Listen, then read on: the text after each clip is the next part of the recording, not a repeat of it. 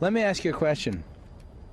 Would you support a law that mandated that all factories and businesses and shopping centers and things like that be closed one day a week to reduce greenhouse gases around the world? I think I would have to know more of the details of it, but that certainly sounds like a good idea to me. I'm in favor of reducing climate change. So. Would you feel comfortable that it would be that a law would be put in place making it the law of the land that this was mandatory?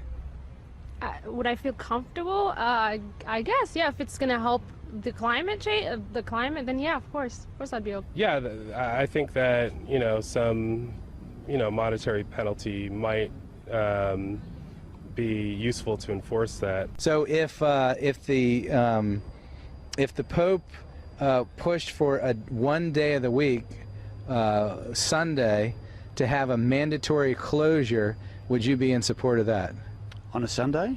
Sure, most businesses are closed anyway on a Sunday, so that would be the natural day that you would target if you were going to go down that path. Now, if the thought was put out there that one day a week would be selected to let the land rest or let the environment rest, which is in the Pope's encyclical, what day of the week do you think that would be? I would hope for Sunday. If you were going to pick a day when everything would have to be closed to lower greenhouse emissions, what day would it be? Sunday. A 1 day a week of rest for the environment, what day do you think would be chosen? Well, I think the natural choice would probably be Sunday. So, the papacy delivers the encyclical to our Senate. And so now our government is being briefed on a law that is soon to come, possibly.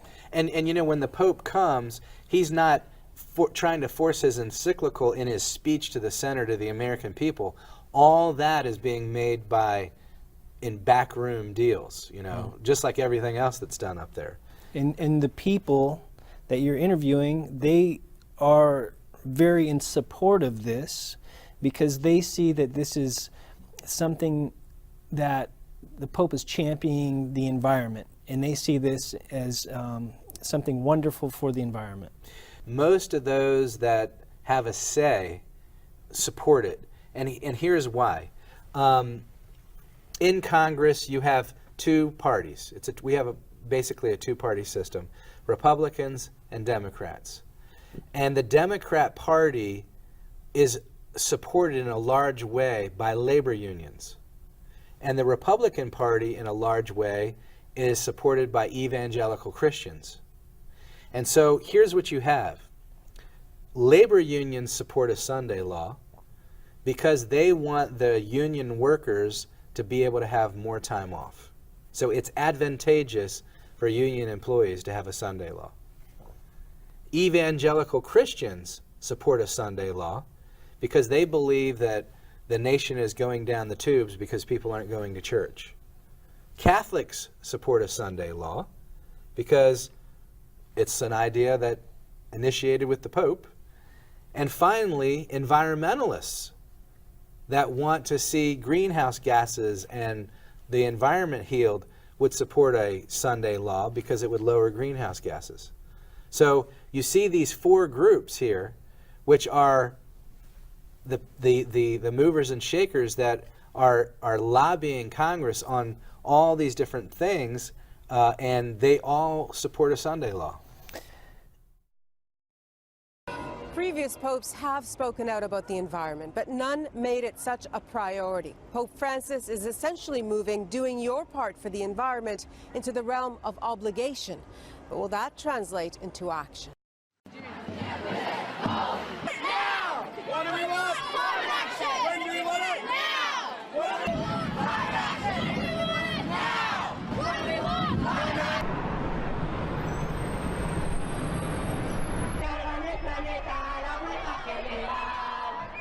¡No nos mires! ¡Únete! ¡No nos mires! ¡Únete!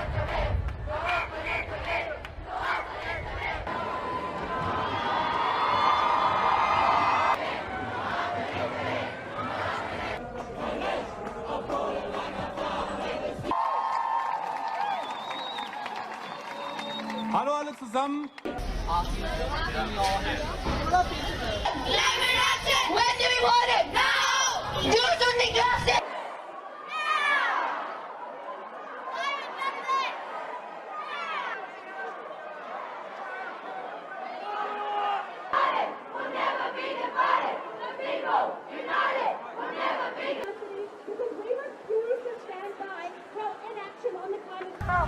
Est-ce qu'on affirmera toujours dans 10, 20 ou 30 ans l'action?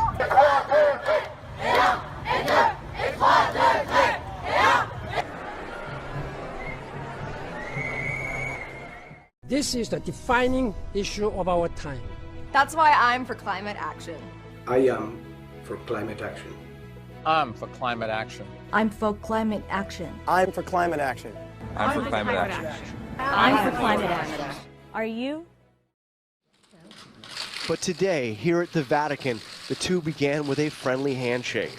The Pope gave the president a copy of his encyclical, where he makes a passionate case to fight climate change. I'll be reading them.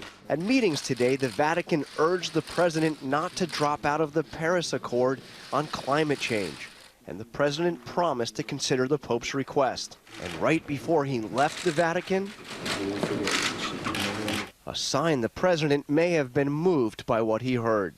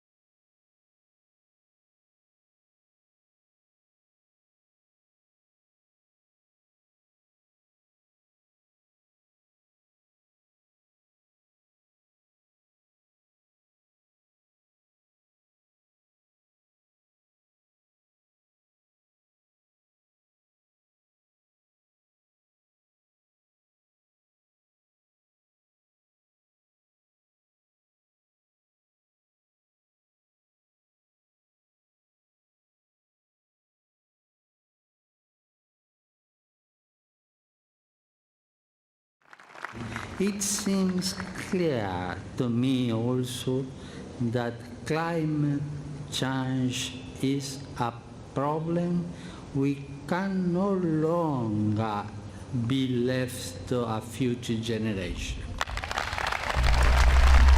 We are told the Sunday law will be enforced under many guises. But here's one: to combat climate change.